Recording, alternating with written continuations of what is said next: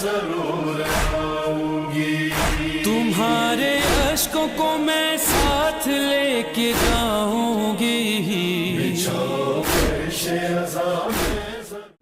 بما كان قبل أن يكون، ثم الصلاة والسلام والتحية والإكرام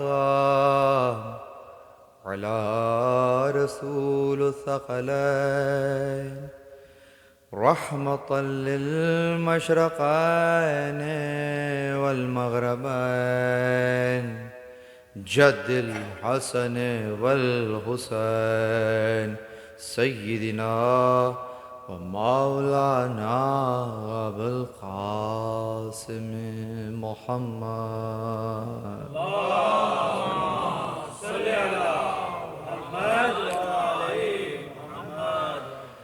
وأهل بيته الطيبين الطاهرين المعصومين المظلومين المنتجبين الذين أذهب الله عنهم الرجس وطهرهم تطهيرا.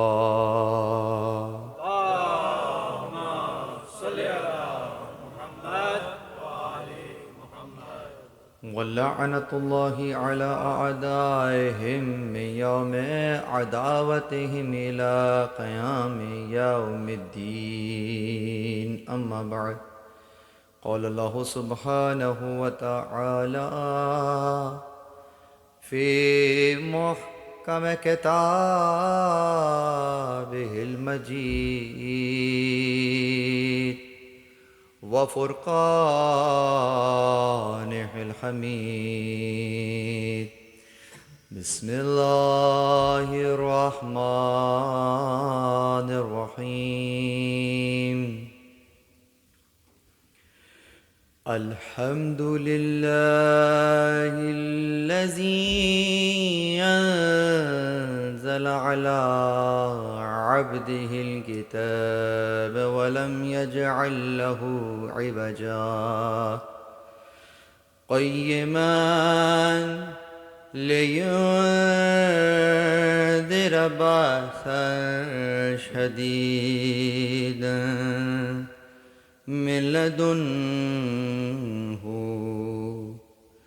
ويبشر المؤمنين الذين يعملون الصالحات أن لهم أجرا حسنا. درود بر محمد و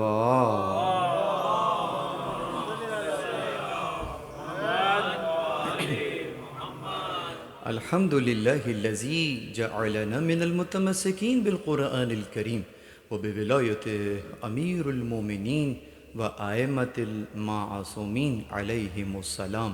درود بر محمد و آله.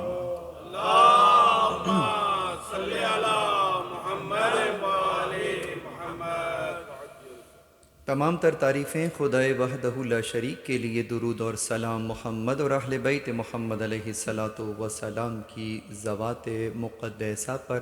حمد ہے اس خدا کی کہ جس نے ہمیں اور آپ کو قرآن کریم، ولایت امیر المومنین اور دیگر ائمہ علیہم السلام کی ولایت سے متمسک کیا.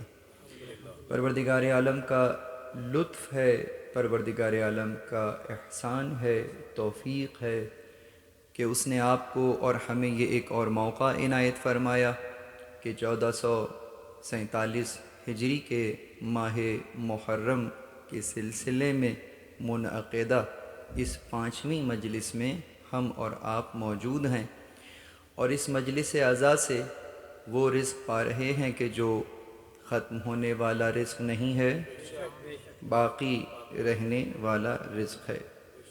اس لیے کہ جسے آپ مجلس کہہ رہے ہیں وہ کوئی عام مجلس نہیں ہے. لغت میں اگر اس لفظ کو لے جایا جائے تو مجلس تو اصلاً بیٹھنے کی جگہ کو کہتے ہیں، جلسہ بیٹھنا، مجلس جس جگہ بیٹھا جائے. تو اس معنی میں اگر یہیں تک رکھیں گے تو یہ ایک عام معنی دے رہا ہے، بیٹھنے کی جگہ کوئی بھی ہو سکتی ہے. عربی میں ایک قانون قاعدہ یہ بیان ہوتا ہے کہ جس طریقے سے اسم دو طریقے کے ہوتے ہیں، دو طرح کے ہوتے ہیں. ایک اسم وہ ہوتا ہے جسے آپ اسم نکرہ کہتے ہیں، اور ایک اسم ہوتا ہے جسے اسم معرفہ کہتے ہیں. اسم نکرہ عام معنی دیتا ہے، اور اسم معرفہ، اسم جسے آپ معرفہ کہہ رہے ہیں، وہ خاص معنی دیتا ہے. اب اگر ہم کہیں بیتن تو اس کا مطلب ہوگا گھر، لیکن اگر اسی کو آپ یوں کہہ دیں بیت زیدن تو اب یہ ہو گیا زید کا گھر. تو اب قانون یہاں پہ یہ نظر آیا کہ جب کبھی بھی نکرہ معرفہ سے ملتا ہے تو وہ اس سے ملنے کی وجہ سے خاص ہو جاتا ہے. بیتن تو بیت تھا، لیکن جب وہ زید سے ملا تو وہ خاص ہو گیا.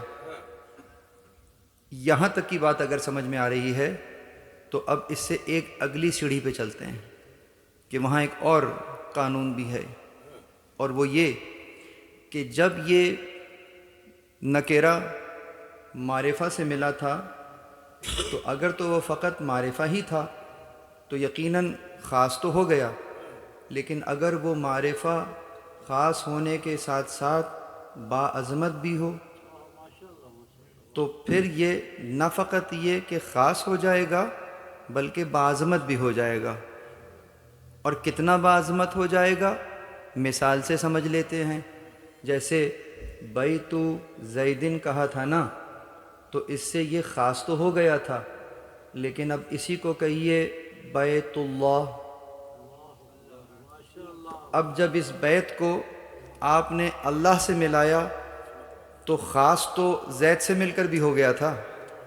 اب یہ نہ کہیے گا کہ خاص ہو گیا ہے، تو خاص تو زید سے مل کر بھی ہو گیا تھا، لیکن یہاں معاملہ کچھ اور ہو گیا ہے. اب جو بیت اللہ ہے وہ جتنے بھی زید ہوں گے آس پاس، ان کے سب گھر اپنی طرف اپنی جگہ ہوں گے، لیکن ان کے درمیان میں اگر بیت اللہ ہے تو اس کا احترام الگ ہوگا، اس کا احترام الگ ہے، اس کا معیار الگ، اس کے فرائض الگ ہیں، اس کے حقوق الگ ہیں. اور کیوں؟ کہا دیکھ نہیں رہے کس کا گھر ہے؟ اللہ کا گھر ہے. تو اس کی عظمت کہاں چلی جائے گی؟ یعنی کہ جو عظمت خدا کی عظمت ہے وہی عظمت پھر اس گھر کے لیے قرار دی جائے گی کہ اس کا گھر ہے. تو بس اگر یہ قانون سمجھ میں آ رہا تو ہم جہاں بیٹھے ہوئے ہیں وہ فقط مجلس میں نہیں بیٹھے ہوئے ہیں، وہ مجلس سید الشہداء ہے. جب مجلس سید الشہداء سے مل رہی ہے، خاص بھی ہو رہی ہے، باعظمت بھی ہو رہی ہے. کتنی باعظمت ہو رہی ہے؟ جتنی عظمت سید الشہداء کی تمہارے لیے ہے اتنی ہی مجلس اعزا کے لیے بھی ہوگی. درود بر محمد و آل محمد.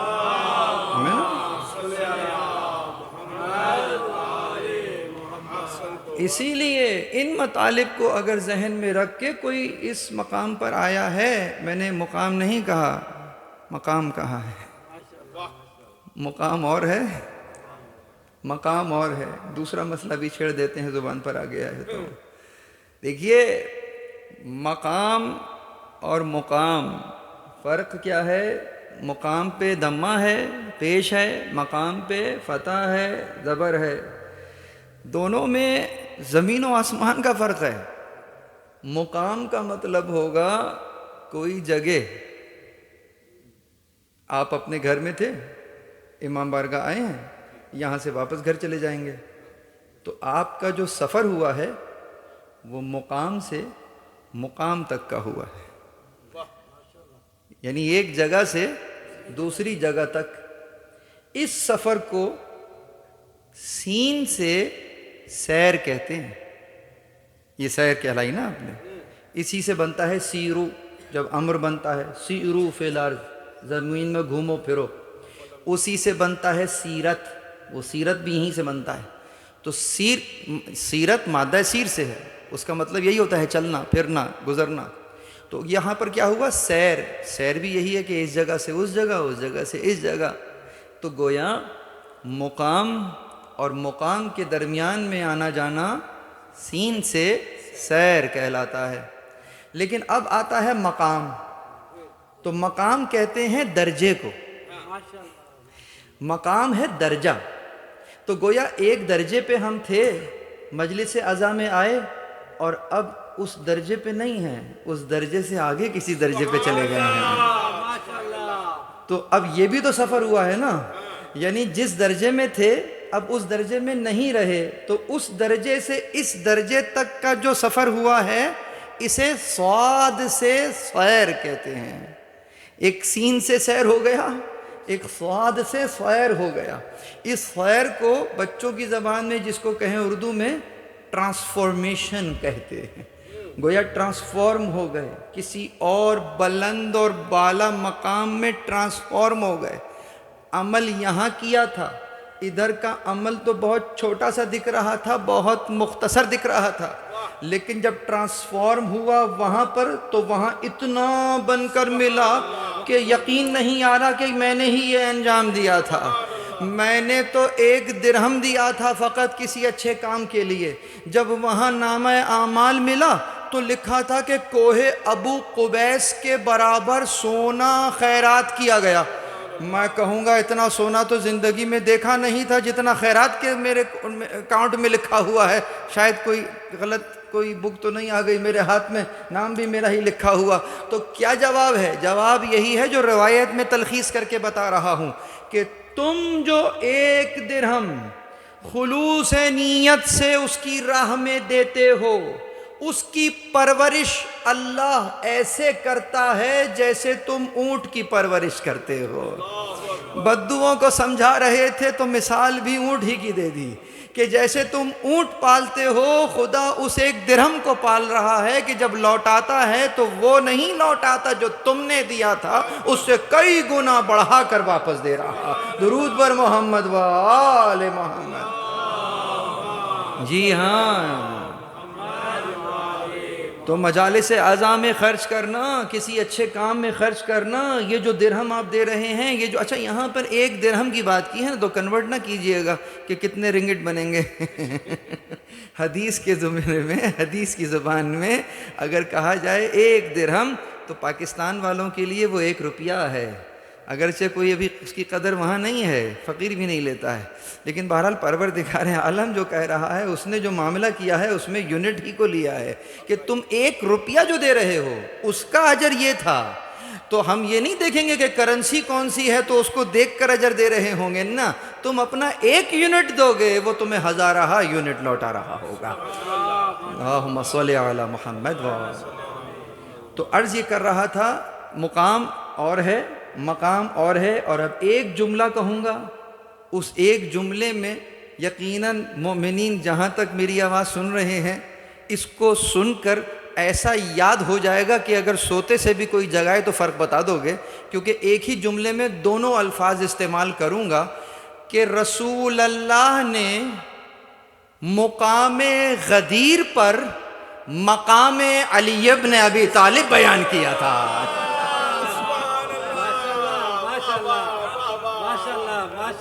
اب یاد رہ جائے گا.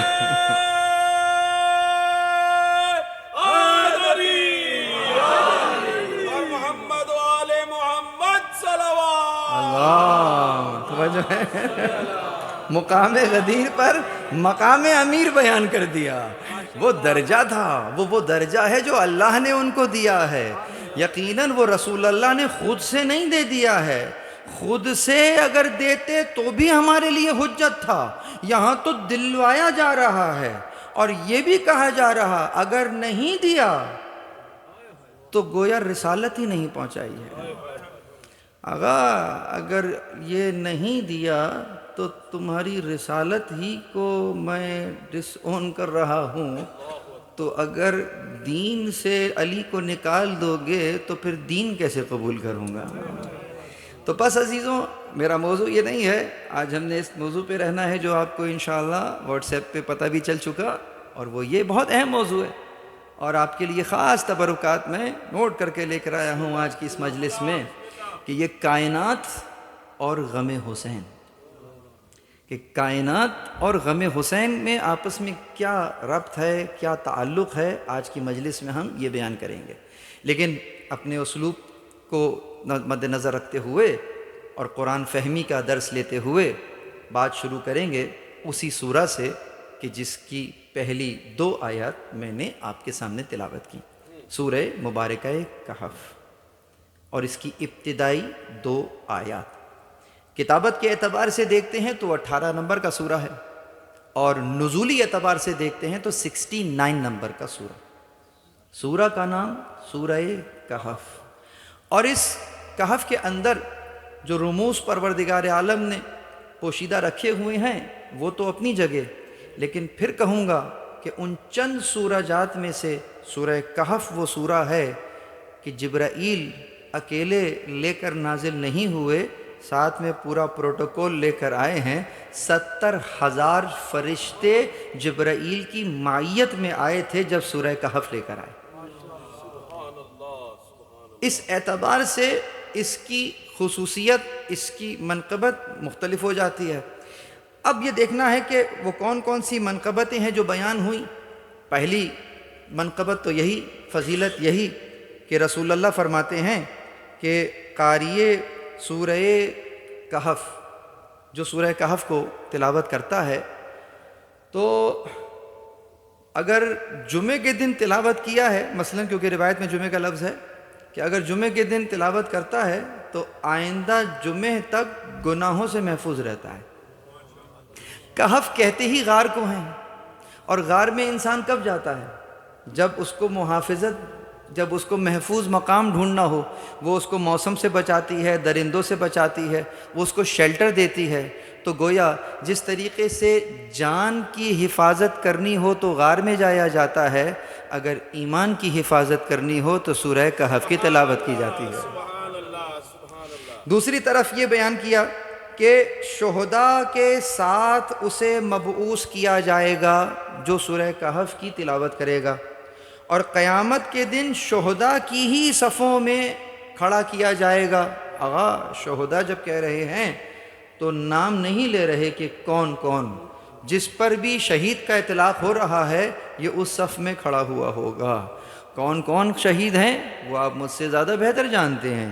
پھر لکھا ہے کہ اس کی خصوصیات میں سے یہ ہے، اب یہ خصوصیت ہے عجیب، جن لوگوں کے پاس گھڑیاں نہیں ہیں، الارم نہیں لگاتے، تو ان کے لیے ایک چیز بیان ہوئی کہ اگر وہ سورہ کہف پڑھ کر سوئیں تو وہ جب اٹھنا چاہیں تو اٹھ سکتے ہیں۔ یہ بھی ایک اس کی فضیلت میں بیان ہوا۔ درود پڑھیے محمد وآل محمد۔ لیکن یہ ظاہر ہے جو میں نے بیان کیا، عرفاء نے اس کی تفسیر کچھ اس انداز سے کی، محدثین نے، کہ یہ تو الفاظ ہیں ظاہری، کہ جو لکھا ہے کہ جب بیدار ہونا چاہیں بیدار ہو جاتے ہیں، تو اصلاً یہ بیداری 2 انداز کی ہوگی۔ ایک تو یہی بیداری ہے کہ رات کو اٹھے تھے تو صبح کو اتنے بجے اٹھ گئے، لیکن حقیقتاً جسے بیداری کہتے ہیں وہ ہے کہ جب انسان کی باطنی آنکھ کھل جائے۔ تو جو چاہتا ہے کہ اس کی باطنی آنکھ کھل جائے اسے چاہیے سورہ کہف کی تلاوت کرے۔ درود بر محمد بس ہے جی۔ ان 2 آیات کے اندر کیا پیغام دیا جا رہا، پہلے ترجمہ کر لوں گا اور اس کے بعد پھر تھوڑی سی شرح کر کے اور چلیں گے کائنات میں، اور پھر غم حسین تک پہنچیں گے۔ یہاں پہ پھر آپ کی زحمت تمام ہو جائے گی۔ یعنی کہ الحمد سے بات شروع ہوئی، الحمدللہ سے۔ الحمدللہ الذی انزل علی عبدہ الکتاب ولم یجعل لہ عوجا۔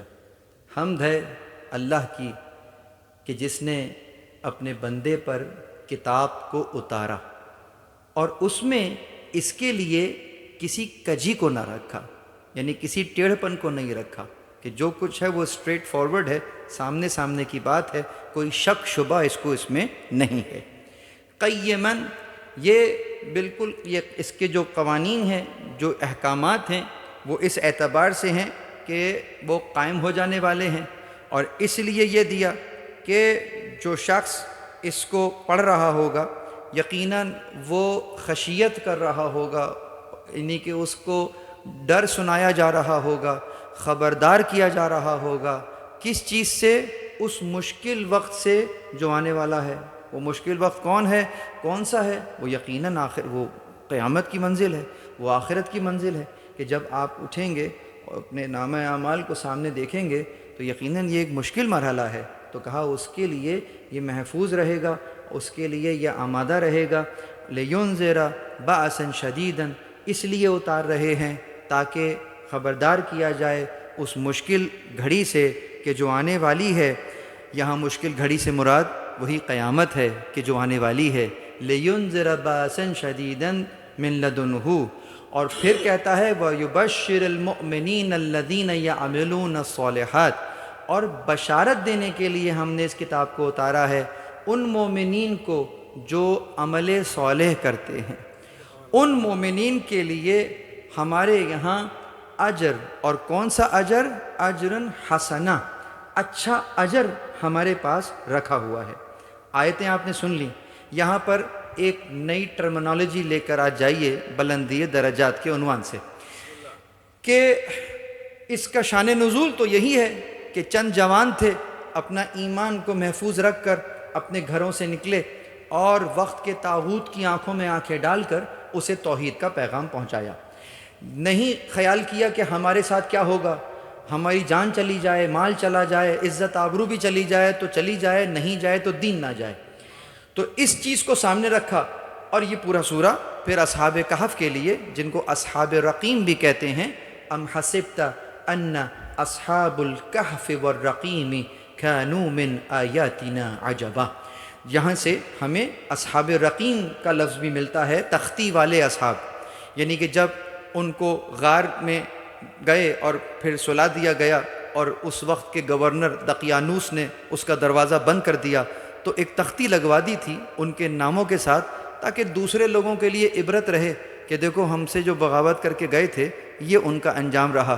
لیکن بہرحال مکروہ و مکر اللہ واللہ خیر الماکرین، تو گویا اپنے ہی ہاتھوں سے ان کا مزار بنا رہا ہے کہ رہتی دنیا تک کے لیے ان کے نام رہ جائیں گے کہ کون کون یہاں پر آیا تھا، اور اپنے ہی ہاتھ سے بتا رہا ہے کہ کون کون ایسا تھا کہ جو کہ ہمارے قادر اعلیٰ کے مخالفت کر رہا تھا اور کلمہ حق بلند کر رہا تھا۔ تو یہ تو ہو گئے اصحاب کہف کا تعارف۔ اب آئیے اور اس کو حسین سے ملاتے ہیں، اس سورہ کا امام حسین سے کیا تعلق ہے اور خاص غم حسین سے کیا تعلق ہے، تو سمجھیے گا، بہت توجہ۔ یہ جو اب تک میں نے بیان کیا یہ شان نزول تھی۔ اب جو ایک اور ٹرمنالوجی لیجئے، اس کو کہتے ہیں شان تلاوت۔ شان تلاوت کیا ہے؟ شان نزول تو یہ ہوگا ہسٹری میں جائیں گے کہ کب نازل ہوئی تھی، لیکن جب شان تلاوت کی بات ہو رہی ہوگی تو دیکھا جائے گا کہ ہسٹری میں کب کب کس کس نے کس جگہ اس کی تلاوت کی تھی۔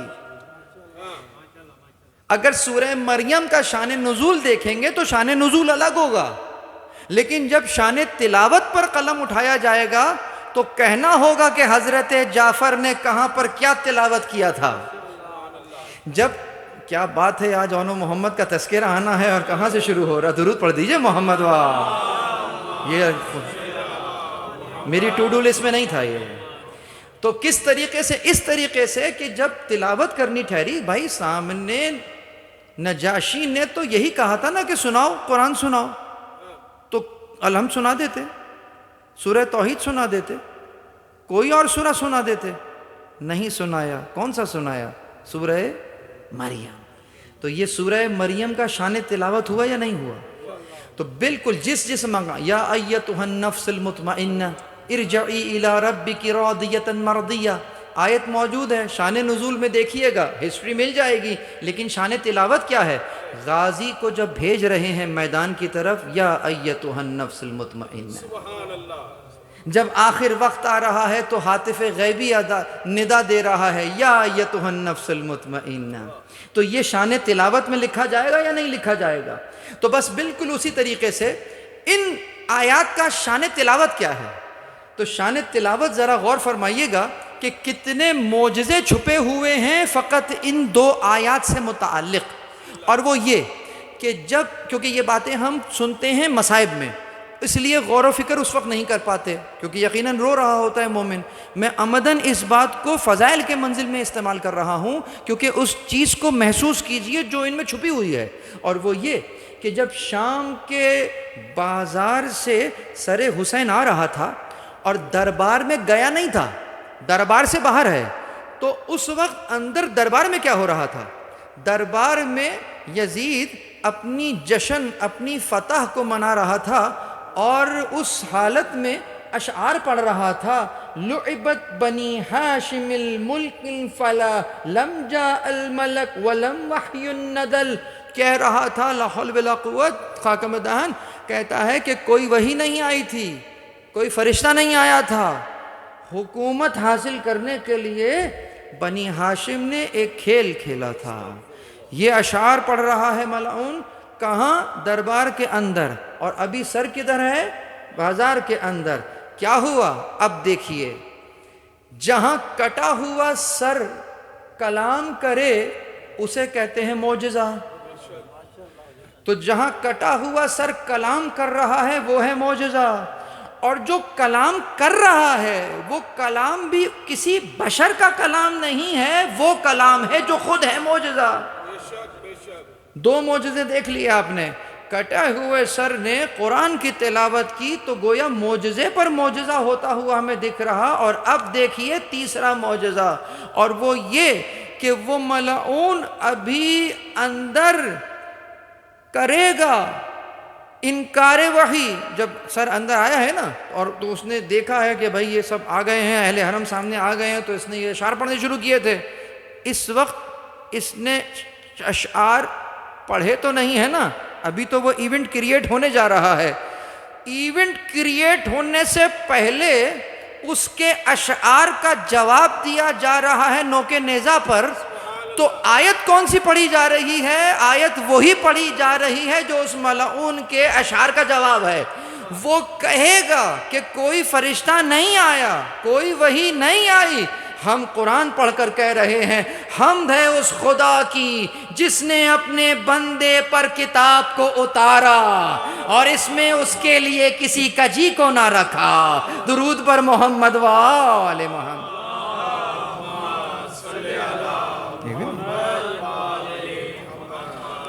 اس منزل پر دیکھ کر سمجھ میں آیا کہ کل جب رسول اللہ نے فرمایا تھا کہ حسین منی وَأَنَا مِنَ الْحُسَيْن، وہ آج سمجھ میں آ گیا کہ نانا نواسے سے کیسے ہو سکتا ہے، نواسا تو نانا سے ہو سکتا ہے۔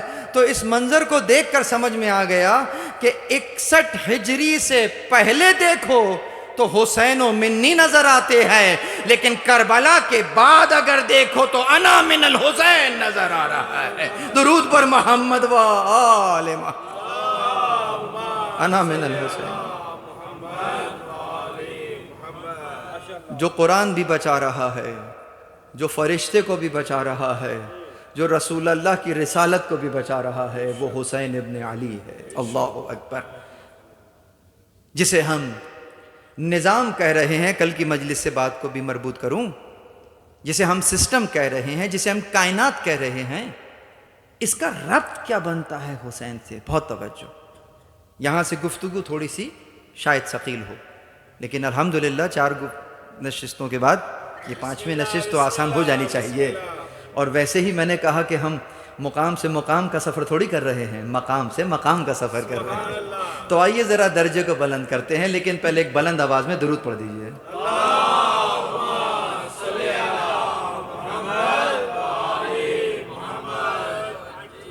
تو کیا ربط ہے امام حسین علیہ السلام کا اس نظام سے؟ تو آئیے پہلے ہاتھ رکھتے ہیں ہم خاص کائنات پر اور اس میں موجود نظام پر۔ پروردگار عالم نے اپنی قدرت کاملہ سے موجودات کو خلق فرمایا اور ان موجودات میں ان کے کمال کو رکھا۔ گویا ہر وجود کے اندر کمال موجود ہے، بس دیکھنا یہ ہے کہ وہ اپنے اس کمال کا سفر کو کیسے طے کرتا ہے۔ یعنی اللہ نے بیج کو خلق فرمایا اور اس بیج کو اس کے اندر اس کا کمال بھی رکھ دیا، اس کا کمال کیا ہے؟ اس کا کمال یہ ہے کہ اس نے درخت بننا ہے۔ اس لیے جب ہم دیکھتے ہیں تو بیج کے اندر کمال موجود ہے، لیکن اگر زمین پر پڑا رہے تو دور سے پتہ نہیں چلے گا کہ کنکر کون سا ہے اور بیج کون سا ہے۔ تو تم نے کیا کرنا ہے؟ کہا تم نے کچھ نہیں کرنا، آپ نے بیج کو کمال نہیں دینا، کمال تو اس میں ہے، لیکن مسئلہ یہ ہے کہ اس کمال کے سفر کے لیے جو ماحول چاہیے وہ ماحول نہیں ہے۔ سمجھیے گا، ان مثالوں کو منطبق کیجئے گا انبیاء کی تحریکوں سے۔ چونکہ کمال تو اس میں ہے، لیکن اس کمال تک پہنچنے کے لیے جو ماحول چاہیے وہ ماحول نہیں ہے، تو تم کیا کرو؟ اس بیج کو زمین میں بو دو۔ تم کہہ رہے ہوگے، دیکھنے والا کہہ رہا ہوگا کہ بیج کو زمین میں دبایا جا رہا ہے، تم اس کو زمین کے اندر باقاعدہ دبا رہے ہو، چھپا رہے ہو، شاید بیج بھی پریشان ہو جائے کہ میرے ساتھ کیا ہو رہا ہے، تو بعد میں پتہ چلے گا کہ نہیں، ابھی ظاہر کو نہ دیکھو، صبر کر جاؤ، یہ جو مشکل ہے اس کے بعد آسانی دیکھو کیا ہوتی ہے۔ اس کو کہا ان مع العسر یسرا، کہ یہ جو تمہیں دبایا جا رہا ہے، یہ جو تمہیں زمین میں دبایا جا رہا ہے، اس کے بعد کیا ہوگا؟ اس کے بعد اس میں حیات پھوٹنا شروع ہوگی۔ پہلے ایک ننھی سی کونپل باہر آئے گی جو سخت زمین کے سینے کو چیرتی ہوئی باہر آئے گی۔ یہیں پہ روک کر اپنے بچوں کو خاص بیان کرتا چلوں کہ بچوں یہ بتاؤ کہ جسے تم طاقت کہتے ہو وہ کس میں ہوتی ہے، سختی میں یا نرمی میں؟ آج اس کونپل نے بتا دیا کہ طاقت سختی میں نہیں ہے، نرمی میں ہے، اسی لیے سخت زمین کو چیر کر باہر آ گئی ہے۔ بالکل اسی طریقے سے پھر یہ نشو نما ہونا شروع ہوئی، کمال کا سفر جاری و ساری ہے، گویا سواد سے سیر ہو رہی ہے سواد سے سیر ہو رہی ہے، آہستہ آہستہ پودا بنا، پھر درخت بنا، پھر پھل نکلا۔ پھل جب ہو گیا تو ذرا پھل کو جب کاٹا تو اندر سے کیا نکلا؟ یہ تو سمجھے ہیں؟ پتہ نہیں میں سیڈ جرمینیشن پڑھا رہا ہوں یا کیا پڑھا رہا ہوں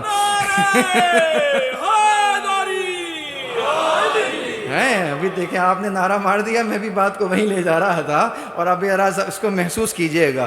وہ کل ایک مسٹر شیطان تھے، وہ کہہ رہے تھے میں افضل ہوں، کہہ رہے تھے یہ تو مٹی سے بنا ہے، میں آگ سے بنا ہوں، میں افضل ہوں۔ قیاس کر رہا تھا نا، تو تبھی تو غلطی بھی آ گیا۔ تو کیا کیا؟ قیاس کیا، اس نے اپنے آپ کا افضل جانا۔ کیوں؟ میں آگ سے ہوں، یہ مٹی سے ہے۔ اچھا تو ایک کام کرتے ہیں نا، اس بیج کو آگ کے حوالے کر دیتے ہیں، دیکھو کیا ہوتا ہے۔ سمجھ میں آیا؟ کیا ہوگا؟ جلا کر بھسم کر دے گی اسے۔ اور اسی بیج کو تم نے مٹی کے حوالے کیا تو اس نے کیا کیا؟ سمجھ میں آئی بات؟ یہاں تک اگر سمجھ میں آ گئی تو بات کو ختم کر دیں یہیں پر، میں جملہ بدلوں گا، پہنچ جائیں گے۔ تم نے بیج کو حوالے کیا تھا تراب کے، تو تراب کا کمال یہ ہے،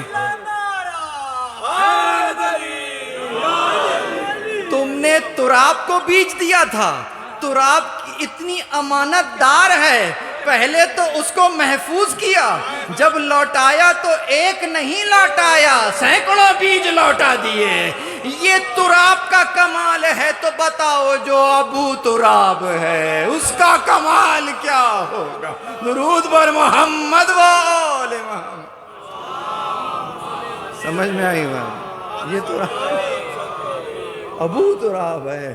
ابو تراب کا کمال خود اپنی زبانی بیان فرماتے ہیں، مجھے رسول اللہ نے 1000 ابواب تعلیم فرمائے اور میں نے ہر باب میں سے 1000 ابواب کو اخذ کیا ہے۔ یہ ابو تراب کا کمال ہے، محفوظ کیا ہے، آگے پہنچایا ہے۔ اسی لیے تو ہم علی کو وارث کہہ رہے ہیں۔ علی وارث ہے، کیوں؟ اسی لیے وارث ہے کہ جو رسول اللہ تمہیں دینا چاہ رہے ہیں کل رسول اللہ نہیں ہوں گے، بتاؤ وہ شے تم کس سے لوگے؟ کس نے اس شے کو ویسا ہی لیا ہے جیسے رسول دینا چاہ رہے؟ اسی لیے کہتے ہیں علی وارث ہے۔ کس چیز کا؟ اگر علی وارث ہے تو ارث کیا ہے؟ ارث وہی ہے جس سے متعلق رسول اللہ ہیں۔ آپ کون ہیں؟ آپ مدینۃ العلم ہیں۔ علی باب العلم ہے۔ باب العلم نے جو ارث لی ہے وہ علم کے علاوہ تو کچھ نہیں ہے۔ درود بر محمد علم ہے۔ اسی لیے شام میں جب اس انداز سے علی ابن الحسین علیہ السلام نے خطبہ ارشاد فرمایا تھا تو اپنے لیے جو توصیف بیان کر رہے وہ یہی بیان کی تھی۔ کیا کہا لَقَدْ أُوتِينَا سِتًّا وَفُضِّلْنَا بِالسَّبْعِ أُوتِينَا الْعِلْمَ وَالْحِلْمَ سَمَاحَةَ وَالْفَصَاحَةَ شَجَاعَةَ وَمَحَبَّةَ فِي قُلُوبِ الْمُؤْمِنِينَ کہ اللہ نے ہمیں 6 چیزیں عطا کی ہیں، 7 سے بافضیلت کیا ہے۔ ہمیں علم عطا ہوا ہے، جہاں بات رکھی وہاں علم سے بات شروع ہوئی کہ ہمیں علم عطا ہوا، ہمیں حلم عطا ہوا، ہمیں فصاحت عطا ہوئی، ہمیں فصاحت و بلاغت عطا ہوئی، ہمیں شجاعت عطا ہوئی۔ وَمَحَبَّةَ فِي قُلُوبِ الْمُؤْمِنِينَ، مومنین کے دلوں میں محبت ہمیں عطا ہوئی۔ یعنی اگر دیکھنا چاہتے ہو کہ سامنے والا مومن ہے یا نہیں ہے تو محمد اور آل محمد کی محبت اور مودت فیصلہ کر دے گی کہ مومن ہے یا نہیں ہے۔ روایت موجود ہے، اصحاب فرماتے تھے کہ ہم تو پہچان لیا کرتے تھے کہ مومن کون ہے، منافق کون ہے۔ جہاں بیٹھتے تھے علی کا تذکرہ کرتے تھے، چہرے پڑھ لیتے تھے، منافق ہے یا درود پڑھیے محمد چہرے پڑھتے تھے۔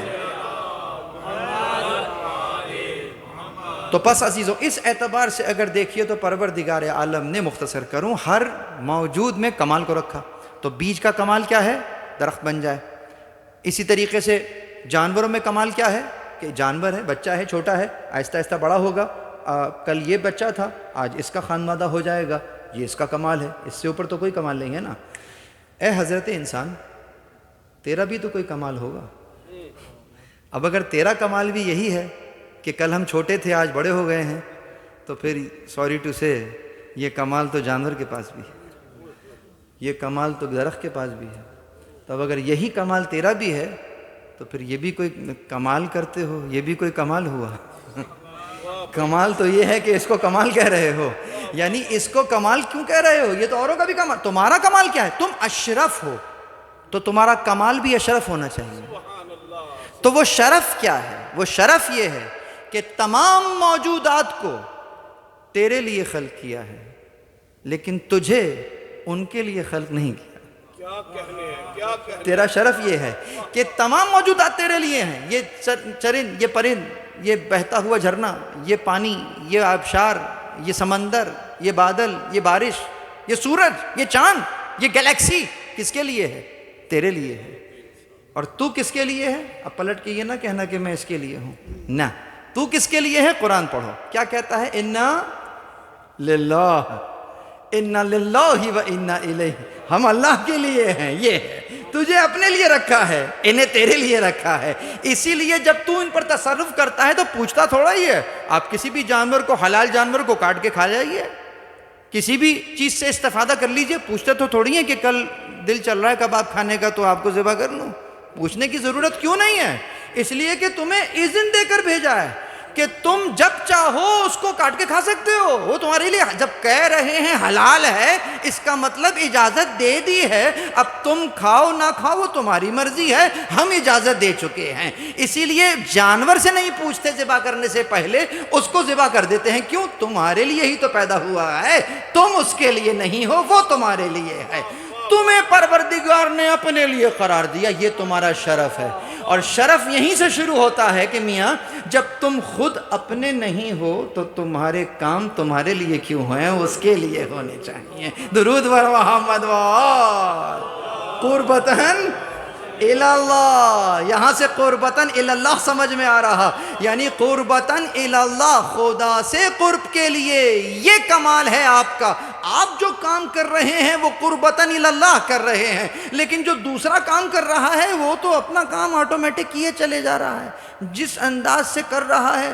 بکری جناب 1000 سال پہلے بھی وہی کھاتی تھی، آج بھی وہی کھا رہی ہے، اس نے کبھی آپ سے نہیں کہا کہ آج پیزے کا دل چل رہا ہے، اس لیے کہ اس کی فطرت میں وہی ہے، وہ وہی کرے گی، اس سے آگے کے کام نہیں کرے گی۔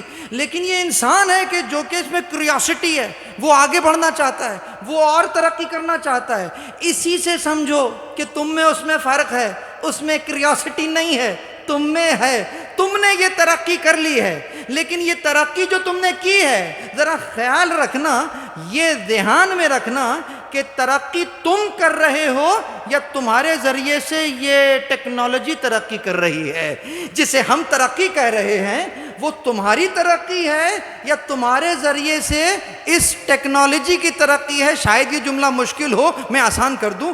وہ بچے تو خیر پیدا ہی نہیں ہوئے تو اس وقت ہمارے زمانوں میں جو ٹیلی فون تھے وہ اس قسم کے تھے جو ڈائل گھماتے تھے، اور جو بزرگ بیٹھے ہوئے ہیں انہوں نے تو وہ فون بھی دیکھے ہوں گے کہ جس میں ماؤتھ پیس الگ ہوتا تھا تو لسننگ کا پیس الگ ہوتا تھا، ایک عجیب ہی انداز ہوا کرتا تھا۔ کیا کیا چیزیں دیکھی ہوں گی انہوں نے، تو وہ چیزیں اب ہوتے ہوتے ایسی ہو گئیں کہ انسان کی اسمارٹ واچ بن کے گھڑی میں لگی ہوئی ہیں، اور وہیں سے جناب کمیونیکیشن ہو رہا ہے۔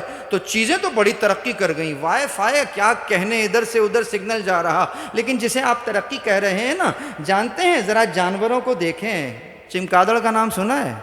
بچپن میں سنا تھا کہ نظر نہیں آتا اسے دن میں، وہ بعد میں پتہ چلا رات میں بھی نظر نہیں آتا ہے اسے، شارٹ سائٹڈ ہوتی ہے، دور تک نہیں دیکھتی ہے۔ تو پھر اڑتی کیسے ہے؟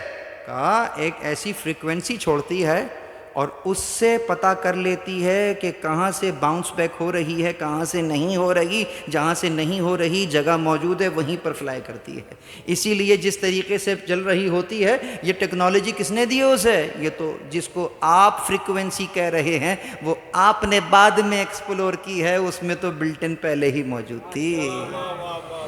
وہ جسے آپ کمال کہہ رہے ہیں نا، جسے جی پی ایس کہہ رہے ہیں، تو جانیے یہاں پہ رکھا ہے یہ گلاس پانی کا، اس میں اگر میں ایک چمچہ ڈال دوں تو فزکس کا قانون کیا کہے گا کہ جہاں چمچہ دکھ رہا ہے آپ کو بینڈ ہوتا ہوا نظر آئے گا، تو جہاں سے وہ بینڈ، کیونکہ یہ ریفریکشن آف لائٹ ہوا ہے، جب ریفریکشن ہوا ہے تو وہ جگہ جس جگہ پر اس کو ہونا چاہیے وہاں پہ وہ نہیں ہے۔ یعنی کہ اب میں کہہ سکتا ہوں جہاں دکھ رہا ہے وہاں نہیں ہے، جہاں نہیں دکھ رہا وہاں ہے۔ سمجھ میں آئی بات؟ فزکس نے بتایا نہیں بتایا، آپ کی آنکھیں دھوکہ کھا رہی ہے۔ اس پرندے کے بارے میں کیا کہو گے جو سمندر کے اوپر اڑ رہا ہے اور پانی کے نیچے مچھلی کو دیکھ رہا ہے؟ تو فزکس کا قانون کہتا ہے جہاں دکھ رہی ہے وہاں پر نہیں ہے، جہاں نہیں دکھ رہی ہے وہاں پر ہے۔ وہ جب اوپر سے آتا ہے تو وہیں پر شکار کرتا ہے جہاں وہ ہوتی ہے۔ وہ آپ ہیں کہ جن کا جی پی ایس بعد میں آیا ہے، یہ کمال تو اس میں پہلے ہی موجود تھا۔ تو اب اگر تم نے چیزوں کو ترقی دیتے دیتے یہاں تک لے آئے ہو تو یہ تو تمہاری چیزیں ہیں جو ترقی کر رہی ہیں۔ تم کب ترقی کرو گے؟ تم تب ترقی کرو گے کہ جو تمہاری صفات ہیں جب ان صفات کو وہاں پہنچاؤ جہاں خدا دیکھنا چاہتا، اس کو انسان کی ترقی کہیں گے۔ درود بر محمد وآل۔ ایسے ہی مشکل بات ہے، بات مشکل آئے لیکن ذرا سمجھ میں آئیے۔ لیکن یہاں سے میں چاہوں گا کہ لوگ آگے آگے تشریف لے آئیں، بہت کم جگہ ہو رہی ہے درود پڑھتے ہوئے، آگے تشریف لے آئیں، کوئی مسئلہ نہیں، آگے تشریف لیں، بہت کم ہے، یہاں بہت جگہ ہے۔ ایک مرتبہ اور بلند آواز میں درود پڑھ لیجئے، اللہ، بہت توجہ۔ تو یہ کمال کس نے عطا کیا؟ پروردگار عالم نے اس کمال کو عطا کیا ہے۔ بس اب اگر یہاں تک میرے ساتھ آ گئے ہیں تو آئیے دوسری دلیل دیتا ہوں، اور یقیناً جو سائنس کے اسٹوڈنٹس ہیں وہ تو فوراً سمجھ جائیں گے، اور جو نہیں بھی ہیں وہ بھی سمجھ جائیں گے انشاءاللہ، اور جو باقی ہیں وہ کم از کم یہ سمجھ جائیں گے کہ کیا سمجھ میں نہیں آیا۔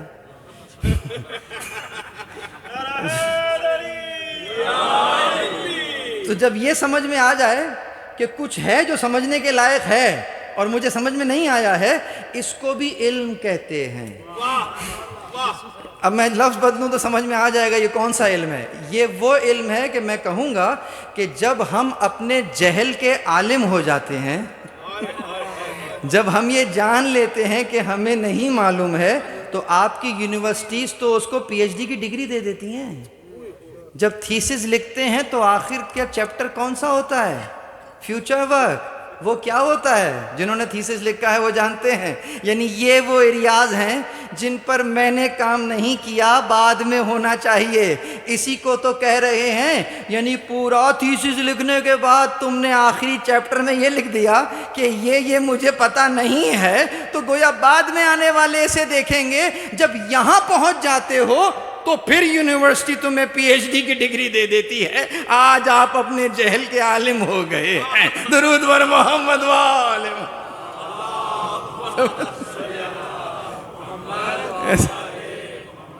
ایسے. تو اب اگر یہاں تک میرے ساتھ آ گئے ہیں تو ذرا سمجھیے کہ جسے ہم اپنا وجود کہہ رہے، یہ سامنے ظاہراً ممبر پر موجود ہے زیغم رضوی صاحب، یہ سامنے آپ موجود ہیں، یہ چرند پرند نباتات جمادات سارے موجودات موجود ہیں. اب ذرا توجہ کیجئے، بہت توجہ.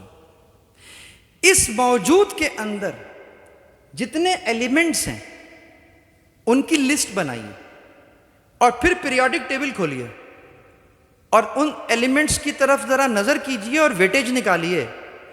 25 سے 30% ایلیمنٹس وہ ہیں جو آپ کے اندر بھی ہیں اور موجودات میں بھی ہیں.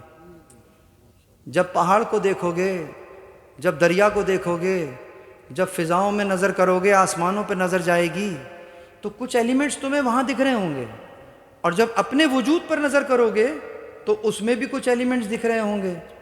ان میں سے 30% وہ ہوں گے جو باہر بھی ہیں اور تمہارے اندر بھی ہیں. ٹھیک؟ گویا اب میں کہہ سکتا ہوں کہ ہمارا وجود کے لیے وہ 30% ایلیمنٹس ضروری تھے جو میرے وجود میں ہیں، تبھی تو میرے وجود میں ہیں. پروردگار عالم نے تمہیں بعد میں خلق کیا، ان 30% ایلیمنٹس کو پہلے خلق کیا تھا. دنیا پہلے تھی یا آپ پہلے تھے؟ جب آدم آئے تو اس وقت سٹیج سجا ہوا تھا یا اس کے بعد کام شروع ہوا؟ تو اس کا مطلب موجودات تھے، دنیا تھی، ہوائیں چل رہی تھیں، سب کچھ موجود تھا. ایسا ہی ہے نا، آدم کا پتلا بعد میں بنا.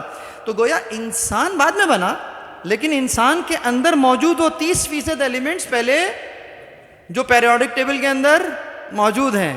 سمجھ میں آ رہی ہے بات؟ اچھا، تو گویا وہ جو تمہارا ظاہری موجود ہے، جو بچپن سے لڑکپن سے جوانی اور اس طریقے سے کمال کا سفر طے کرتا ہے، اس کمال کے سفر جس کو ظاہری کمال کہہ رہے ہیں، اس کے لیے اگر 30% ایلیمنٹس ضروری ہیں تو انہیں پہلے پیدا کیا جائے گا، تمہیں بعد میں پیدا کیا جائے گا. اب اگر اصول یہ قرار پایا تو اب اے حضرت انسان اس پر غور کرو کہ وہ جو تمہارے باطنی ایلیمنٹس ہیں، جو پیریوڈک ٹیبل میں نہیں ملیں گے لیکن ہیں وہ تمہارے ایلیمنٹس، یعنی جو انسانیت سے متعلق ہیں، جو انسانیت کے کمال کی صفات ہیں، جو ہمارے اندر موجود ہیں، ان صفات کے لیے، ان صفات کے ذریعے جو تمہارا کمال تم کسب کرنے لگے ہو، یہ بتاؤ کہ 30% ایلیمنٹس تو تم سے پہلے خلق کر دیے تھے. تو یہ جو اصل تمہارا کمال ہے، اس کے لیے کچھ ایلیمنٹس پہلے خلق نہیں کرنے ہوں گے.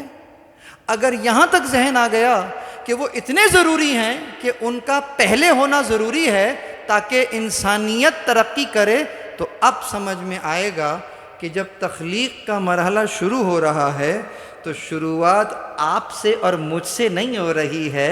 اول ما خلق اللہ نوری، سب سے پہلے میرے نور کو خلق کیا.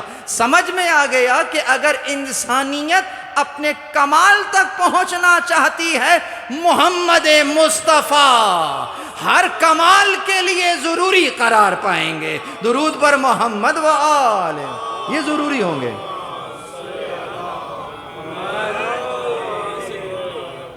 اور محمد اور آل محمد خاص اس انداز سے ہر کمال کی یقیناً ضروری، نہ فقط ضروری بلکہ روایت موجود ہے کہ تم جو اچھا کام کرتے ہو، محمد اور آل محمد اس کام کی اصل ہے. تم جس نیکی کی طرف ہاتھ رکھو، تم جس حسنات کی طرف نظر کرو، اس حسنہ کی اصل محمد اور آل محمد قرار پائیں گے. کیوں؟ اسی لیے کہ اگر وہ ہیں تو یہ بھی موجود ہے، وہی نہیں ہوتے تو ہم ہی نہیں ہوتے. بس عزیزوں، یہاں تک اگر ذہن آ گیا تو آئیے ذرا اس سے ایک اور اگلے مرحلے میں چلتے ہیں. میں نے کہا تھا کہ یہاں سے گفتگو ذرا ثقیل ہے، لیکن اس کو سمجھنا بہت ضروری ہے، اور وہ یہ کہ اب جو اس نے قوانین خلق کیے، مثلا جسے آپ سائنسی قوانین کہہ رہے، اور جتنے اسٹوڈنٹس مجھے سن رہے ہیں وہ اس چیز کو صحیح کر لیں تھوڑا سا، کہ یہ جسے ہم علم کہتے ہیں نا، یہ انسان ہے جس نے جلدی میں خدا معلوم علم کو بھی بانٹ دیا ہے کہ یہ دنیا کا علم ہے، وہ دین کا علم ہے. نہ، ایسا کچھ نہیں ہے بابا. ہر وہ علم جس سے معاشرے کو فائدہ ہو، اس کا سیکھنا یا واجب عینی ہوتا ہے یا واجب کفائی ہوتا ہے. تو اس اعتبار سے ہر علم دینی علم ہوتا ہے. یعنی فزکس کا علم ہے، کیمسٹری کا علم ہے، فزکس کے قوانین ہیں، کیمسٹری کے قوانین ہیں. کس نے خلق کیے ہیں؟ سائنٹسٹ نے خلق کیے ہیں؟ نہیں، سائنٹسٹ نے قوانین خلق نہیں کیے ہیں. سائنٹسٹ نے تو قوانین کو ڈسکور کیا ہے اور بعد میں ایکسپلور کیا ہے مزید. وہ جو نیوٹن بھائی کھا رہے تھے سیب، گر گیا اوپر سے سیب، تو نہ جانے کتنوں نے کھایا ہوگا. انہوں نے کھاتے ہوئے تفکر بھی کیا، تدبر بھی کیا کہ بھئی یہ نیچے ہی کیوں گر رہا ہے، تو کچھ گریویٹی کو تو کر لیا نا اس نے ڈسکور. تو بہرحال اس انداز سے اگر دیکھیے تو اس نے تو پہلے درجے میں ڈسکور کیا، اس کے بعد پھر مزید ایکسپلور کیا، اپنے ایکسپیریمنٹ کرتا گیا. اسی طریقے سے کیمسٹ کی بات لے لیجئے. کیمسٹری لیب کے اندر کیا کر رہا ہے؟ خود سے کچھ ایجاد تو نہیں کر رہا، جو قوانین ہیں انہی کی مدد سے کچھ ایجاد کر رہا ہے، اور اس کو اتنا یقین ہے ان قوانین پر. مثلا لا آف ڈیفیوژن کو ہی لے لیجئے، ڈیفیوز ہونا. یہ لا آف ڈیفیوژن کیا ہے؟ یہ لا آف ڈیفیوژن یعنی کہ movement of molecules from the area of higher concentration towards the area of lower concentration. This is what we call law of diffusion. یعنی ایک مقام سے دوسرے مقام تک کی ڈسپلیسمنٹ کیا کہلا رہی ہے؟ کہا یہ لا آف ڈیفیوژن ہے.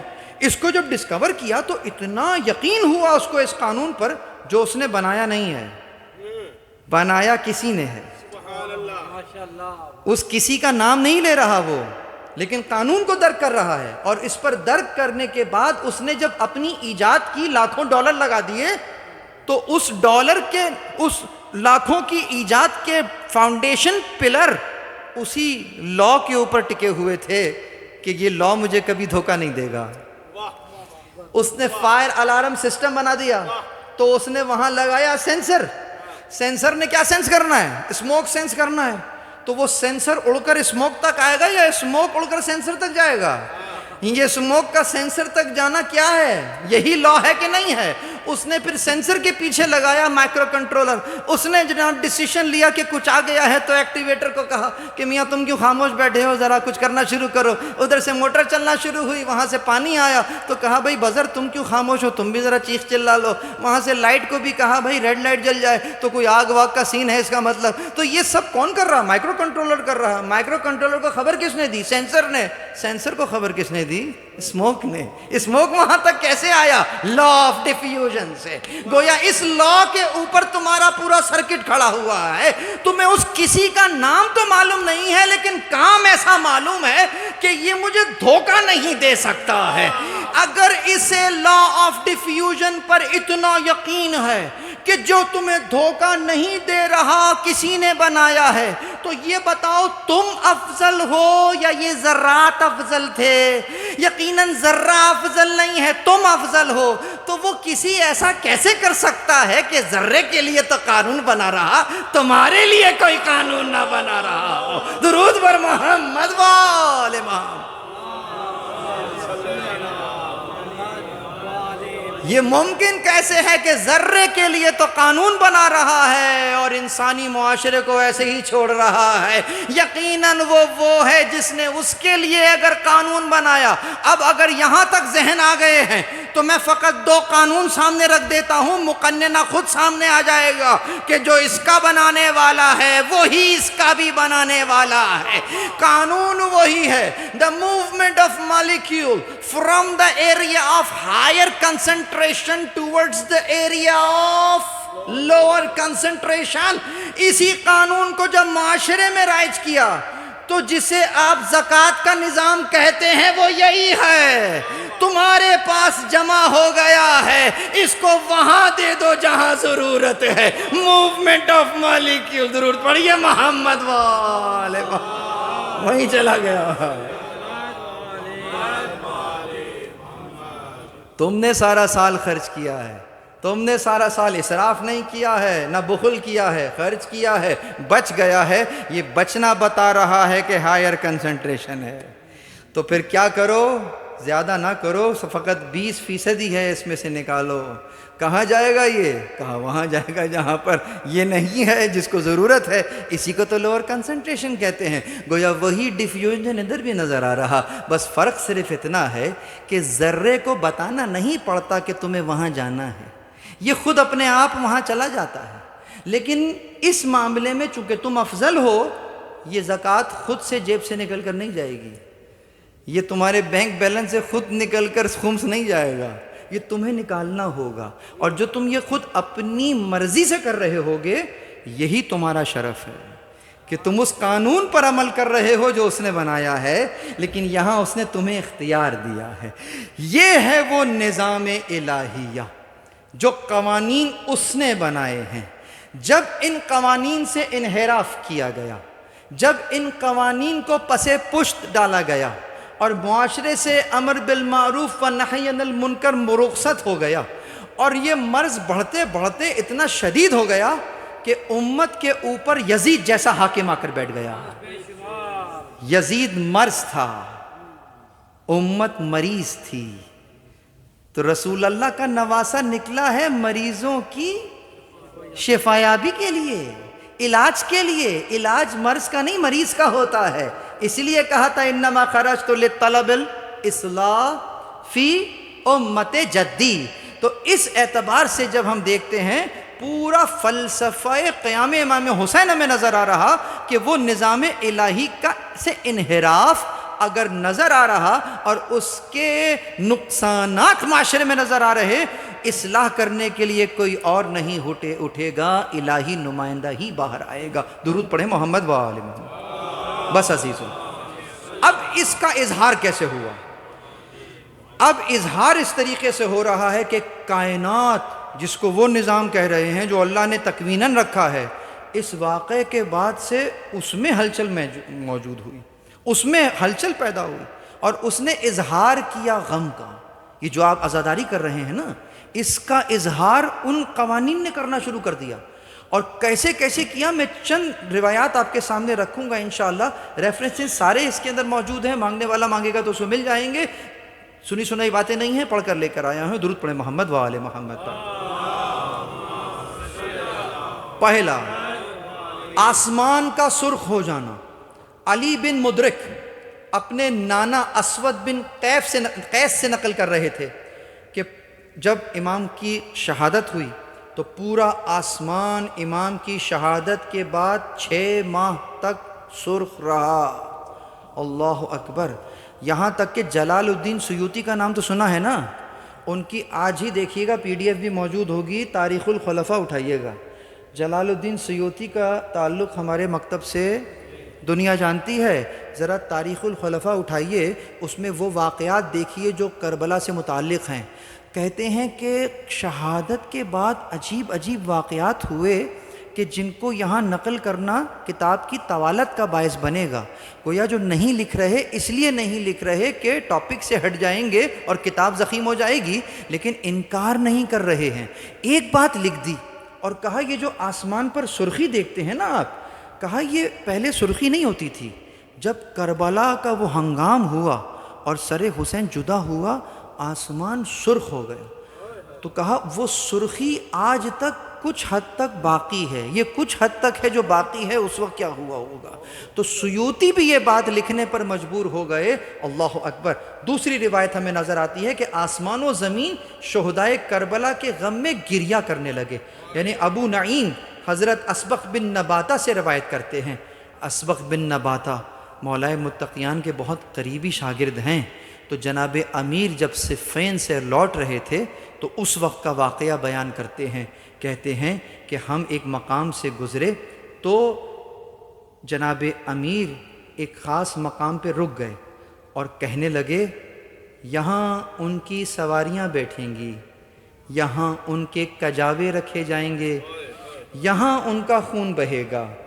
آل محمد علیہ السلام کے نوجوانوں کو اس میدان میں شہید کیا جائے گا اور آسمان و زمین ان کے غم میں گریہ کناں ہوں گے۔ تو آسمان و زمین کا گریہ کرنا اس اعتبار سے ہمیں روایت میں بھی دکھا، الخصائص کے اندر یہ روایت موجود ہے۔ دارالعمارہ کی دیوار نے خون کے اشک بہانا شروع کر دیے۔ دارالعمارہ ملعون ابن زیاد، اس کے دربار کے دیوار سے خون نکل رہا ہے۔ کیوں؟ وہ کام ایسا ہو گیا ہے کہ در و دیوار رو رہے ہیں۔ جانتے ہیں ایسا کیوں ہو رہا تھا؟ جن کو رونے کا حق تھا نا، انہیں رونے نہیں دیا جا رہا۔ در و دیوار رو رہے تھے، در و دیوار ذرہ ذرہ رو رہا تھا۔ تو حدیث اسی طرح سے جب امام حسین کے مبارک سر کو لے کر آیا گیا تو دیوار سے خون جاری ہو گیا۔ پریشان ہو گیا کہ یہ کیا ہو گیا ہے؟ تمہیں کیا معلوم کہ کائنات ہل گئی ہے حسین کے قتل سے؟ اللہ اکبر۔ اسی طرح سے دوسری روایت ہمیں بیان کرتی ہے کہ جب ابو بکر بہقی نے بیان کیا کہ جس دن حسین ابن علی کو قتل کیا گیا تھا تو اس دن بیت المقدس میں موجود پتھروں کی کیا حالت تھی؟ انہوں نے سوال کیا تو زہری نے جواب دیا، مجھے بتایا گیا ہے کہ حسین ابن علی کی شہادت کے دن جس پتھر کو زمین سے اٹھایا جاتا تھا اس کے نیچے تازہ خون برآمد ہوتا تھا۔ ابھی میرے ذہن میں اس کتاب کا نام نہیں ہے جو اس وقت ایک میوزیم میں رکھی ہوئی ہے کہ وہاں کے پرانے واقعات ہر سال کے لکھے ہوئے ہیں۔ تو واقعہ کربلا جس ہجری میں جس سن میں ہوا تھا اس سن کے واقعات میں یہ واقعہ لکھا ہے کہ آج دنوں میں ایک ایسا دن آیا کہ ہم جس پتھر کو اٹھاتے تھے اس کے نیچے سے خون جاری ہو جاتا تھا۔ یہ واقعہ تو لکھا ہے لیکن لکھنے والے کو یہ نہیں معلوم کہ ایسا کیوں ہو رہا تھا۔ آپ ہیں جنہیں معلوم ہے۔ ارے کائنات حسین کے غم میں گریہ کر رہی تھی۔ سورج کو گرہن لگتے ہوئے دیکھا۔ علی یہاں کہتے ہیں ان ابو قبیل لما قتل الحسین ابن علی کسفت الشمس کسفت بدت الکواکب نصف النہار حتی ظننا انہا ہی۔ کہا جب حسین کو شہید کیا گیا تو سورج کو گرہن لگنے لگا اور اس قدر اندھیرا چھا گیا، دوپہر کے وقت آسمان پر ستارے نظر آنے لگے۔ میں نے اس واقعے سے یہ سمجھا کہ گویا وہ قیامت جو آنی ہے وہ اب آ چکی ہے۔ اللہ اکبر، کیا قیامت کا دن ہوگا کربلا۔ بس عزیزوں، جنات نے نوحہ کیا، یعنی وہ نوحہ کناں ہیں۔ جب حسین کو شہید کیا تو یہ نوحہ پڑھ رہے تھے، کہتے ہیں کہ وائے ہو اے مسلمانوں، تم نے نبی مرسل اور تم نے اس کو قتل کر دیا، تم نے رسول اللہ کے نواسے کو قتل کر دیا۔ ان کی خبریں پڑھنے لگے جو حضرت داؤد نے دی تھیں، حضرت موسیٰ نے دی تھیں، تورات اور انجیل کی خبریں بیان کرنے لگے۔ اس طریقے سے جنات نوحہ کناں ہو گئے۔ بس آسمان کے ستاروں کا آپس میں ٹکراتے ہوئے نظر آیا۔ لکھا ہے کہ جب یہ واقعہ ہوا تو اس رات ہم نے دیکھا کہ جب شب آئی آسمان کے ستارے آپس میں ٹکراتے ہوئے معلوم ہو رہے تھے۔ اللہ اکبر۔ عزیزوں، یہاں تک کہ آخری روایت بیان کرتا ہوں، آسمان نے خون کے اشک بہائے۔ یہ ہے وہ جملہ جو سامنے لکھا ہوا نا، صلی اللہ علیہ یا قتیل العبرات، سلام ہو آپ پر اے آنسوؤں کے قتیل۔ حسین علیہ السلام وہ ہیں کہ جنہیں رلا رلا کر قتل کیا گیا، اسی لیے کہا میں وہ ہوں جسے رلا رلا کر قتل کیا گیا۔ حسین صبح عاشور سے کس کس کی لاشیں پر رو رہے، اللہ اکبر، کبھی حبیب کے لاشیں پہ روئے ہیں، کبھی حر کے لاشیں پہ روئے ہیں، تمام انصاران حسینی کے لاشوں پر روئے ہیں۔ تم نے تو سن لیا، لکھنے والے نے لکھ دیا کہ جاتے تھے اپنے ناصر کا لاشا اٹھا کر لے آتے تھے، پھر جاتے تھے دوسرے ناصر کا لاشا لے آتے تھے۔ ذرا دیکھو تو صحیح، حسین 3 دن کا بھوکا پیاسا ہے، صبح سے شام ہو گئی، عصر ہو گئی ہے، صبح سے عصر ہو گئی ہے، حسین لاشوں پر لاشا اٹھا رہا، لیکن عجیب منظر دیکھیے، وہ جو صبح سے لاشیں اٹھا رہا تھا نا، جب اس کا لاشا ہے کوئی اٹھانے والا، گھوڑوں کی ٹاپوں سے اس انداز سے پامال کیا گیا۔ بس عزیزوں، بات کر رہا تھا کہ حسین کس کس کے لاشیں پہ روئے ہیں۔ عزیزوں، انصاران حسینی کی لاشوں پر رو چکے، اب جوانان بنی ہاشم نے جانا شروع کیا۔ اللہ اکبر عزیزوں، آ گئی نا بات جوانان بنی ہاشم تک۔ بس یہاں خاندان جعفر بن ابی طالب کو دیکھتے ہیں، یعنی جعفر بن ابو طالب کے خاندان کے کتنے شہداء ہیں۔ آج کا دن اصلاً اون اور محمد سے متعلق ہے، لیکن میں نے بات شروع کی ہے جعفر کے خاندان سے۔ حضرت جعفر کے خاندان میں کون کون موجود ہے؟ ایک تو اون بن عبداللہ موجود ہیں، اس کے بعد محمد بن عبداللہ موجود ہیں، اس کے ساتھ عبید اللہ بن عبداللہ موجود ہیں۔ یہ عبید اللہ حضرت محمد کے سگے بھائیوں میں سے ہیں۔ کچھ روایات ایسی ہیں جو ہم نے فقط سنی ہیں، چونکہ ہم نے پڑھا نہیں ہے، اور میں بھی بات کو سخت نہیں کرنا چاہتا، لیکن جب آپ پڑھتے ہیں تو پتہ چلتا ہے یہ اہل بیت کا گھرانہ ایسا گھرانہ ہے، پتہ ہی نہیں چلتا کہ سگا کون ہے سوتیلا کون ہے۔ اس قدر شفقت ہے، شفقت پدری، کہ گویا تمام کے بابا ایک ہی نظر آ رہے ہیں۔ یقیناً وہ ہیں، لیکن ضروری نہیں ہے کہ وہ ایک ہی ماں سے ہیں۔ یہاں پر تاریخ نے لکھا، نفس المحموم سے پڑھ رہا، علی نظری منفرد لکھ رہے، اور خاص جس کو آپ مقتل حسین کہہ رہے ہیں اس میں سے پڑھ رہا ہوں۔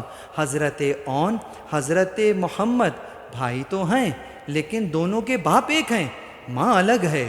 اون بی بی زینب کے فرزند ہیں، محمد خوسہ کے فرزند ہیں۔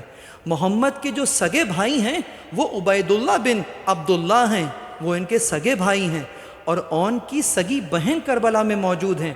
نہیں سنا ہوگا آپ نے، بی بی زینب کی بڑی بیٹی جس کا نام ام کلثوم ہی ہے، ان کے شوہر بھی کربلا میں موجود ہیں، قاسم بن محمد بن جعفر۔ یہ کون ہیں؟ یہ جعفر طیار کے دوسرے بیٹے محمد، ان کے بیٹے ہیں قاسم۔ گویا بی بی زینب کی بیٹی بھی موجود ہیں، وہ بیوہ بھی ہوئی ہیں اور اسیر ہو کر شام بھی گئی ہیں، لیکن ہمیں ان کا نام بھی معلوم نہیں ہے۔ یہ اہل بیت کی مظلومیت نہیں ہے تو اور کیا ہے کہ جب ہمیں ہی ان کا نام نہ معلوم ہو۔ بس عزیزوں، یہ تینوں اولادیں، یعنی اس طریقے سے دیکھیے تو 4 اولادیں جعفر کے خاندان کی موجود ہیں۔ حضرت عبداللہ کے 3 بیٹے اور 1 بیٹی کربلا میں موجود ہے، اور خاص یہ 2 شہزادے، ایک اون ایک محمد۔ کیا عہد و پیمان لیے ہیں بی بی زینب نے کہ بچوں جب لڑتے لڑتے اگر نہر کے کنارے پہنچ جانا نا، پانی کی طرف نظر نہ کرنا، سکینہ پیاسی ہے، حسین کے بچے پیاسے ہیں۔ بس عزیزوں، ماں نے کس ارمانوں سے رخصت کیا ہوگا، بچوں نے لڑنا شروع کیا۔ مقاتل میں لکھا، ایسے وار کرتے جاتے تھے، کبھی دائیں پر پلٹتے کبھی بائیں پلٹتے۔ وہ جنگ کی لوگوں کو جعفر طیار کی جنگ یاد آ گئی۔ کوفہ کی سرحدوں سے یزید کی فوجیں ٹکرانے لگیں۔ یہ جنگ جب کر رہے، آواز دینے والے نے آواز دی، ارے جوانان بنی ہاشم ہیں، ایک ایک کر جاؤ گے، کاٹ کے رکھ دیں گے، مل کر حملہ کرو۔ دونوں شہزادوں پر مل کر حملہ کیا گیا۔ اس بھگدڑ میں عزیزوں کہ کب تک لڑتے، کب تک بھوک اور پیاس کے عالم میں لہو لہان ہونا شروع ہوئے۔ اسی لیے مقتل میں لکھا، لڑتے لڑتے جب اون زمین پر آئے تو دائیں جانب کے گھوڑے بائیں جانب ہو رہے، بائیں جانب کے دائیں جانب ہو رہے۔ قاسم کی مانند اون بھی پامال ہوئے بس عزیزوں، لیکن محمد کی کچھ نہ کچھ جان باقی تھی۔ میرا مولا گود میں اٹھائے خیموں میں لے کر آیا۔ بس عزیزوں، بچے نے ماں کو دیکھا، ایک جملہ کہا، عہد یاد تھا نا، وہی بیان کر رہے کہ فرمال سے گرامی ہم فرات تک پہنچے، ہم نے فرات کی طرف نہ دیکھا، ہم چاہتے تھے ہمارے ساتھ کو قتل کر دے، لیکن وہ ملعون پیچھے چلا گیا۔ بس عزیزوں، یہاں ماں کے سامنے اس کا چاند سا بیٹا اس انداز سے شہادت کی منزل پر آیا۔ لیکن زینب کبریٰ کا صبر دیکھیے، زینب کبریٰ وہ ہیں کہ پورے کربلا کے واقعے میں آپ دیکھیے گا، جب نکل رہی تھی نا مدینہ سے، اس وقت بھی گریہ ہو رہا ہے بھائی پر۔ جب عشر عاشور کا وقت آ گیا، قتل حسین ہو گیا، بی بی نے بھائی پر گریہ کیا، پورے راستے بی بی بھائی پر گریہ کر رہی۔ جب شام پہنچ گئی، زندان میں بھائی پر گریہ ہو رہا، اب یہاں پر بھی بچوں پہ گریہ نہ کیا۔ جب سر آئے ہیں تو اون اور محمد کے سر ایک طرف رکھے، کسی کہنے والی نے کہہ دیا کیا ان کی ماں موجود نہیں ہے؟ بی بی زینب کے دل پر کیا گزری ہوگی؟ یہی کہا ہوگا ہاں ماں تو موجود ہے، لیکن میں بھائی کا ماتم کر رہی ہوں۔ عزیزو، یہ منزل بھی گزر گئی، زینب مدینے آئیں۔ جب مدینے مختصر کروں گا، اپنے گھر گئی ہیں۔ عزیزو، وہ زینب جس نے پورے راستے اپنے بچوں پر گریہ نہ کیا، جب گھر میں آئیں دو مسلوں پر نظر پڑی، ماں کا دل تھا، اب برداشت نہ کر سکا، آواز دی اے آنا محمد، اے آنا محمد۔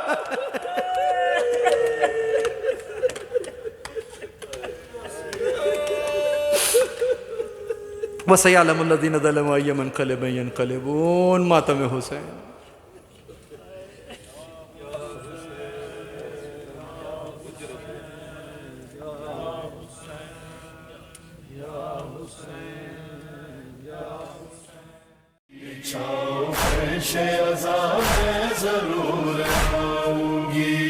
تمہارے اشکوں کو میں ساتھ لے کے گاؤں